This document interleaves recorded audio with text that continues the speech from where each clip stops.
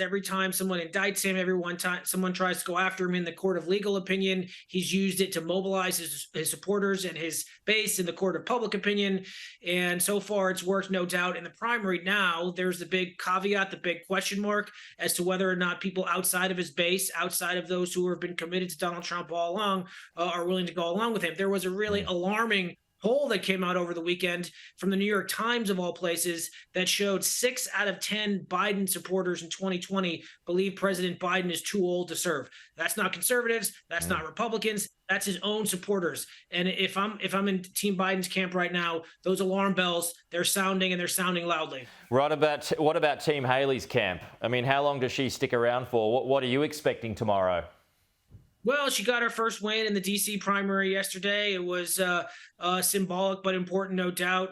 And look, Ambassador Haley's run a spirited campaign.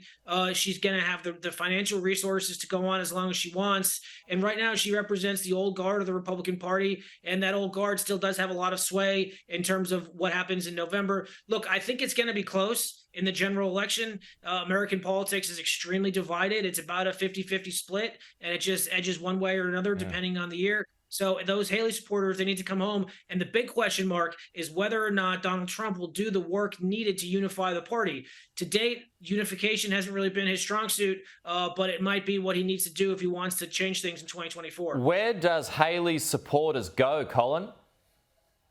That's the million-dollar question. And I think it's a mistake to assume they're just going to naturally gravitate to President Trump because they share the same label. I also think there's big questions about Joe Biden and his fitness for office. And the polls show that 7 in 10 Americans do not want a Trump versus Biden rematch. That's 70%. That's the rematch they appear to be on course to getting. So there's going to be a lot of voters up for grabs. Right. Do you expect her to tap out tomorrow? I mean, what sort of a sweep are you expecting Donald Trump to have on Super Tuesday? Only she knows the answer to that. Like, campaigns tend to end because they run out of money. Nikki Haley's not going to run out of money. She's got plenty of support from the donor community. So she'll be able to go on as long as she wants. But at some point, she and her team are going to have to come up with a rationale and a path to do so.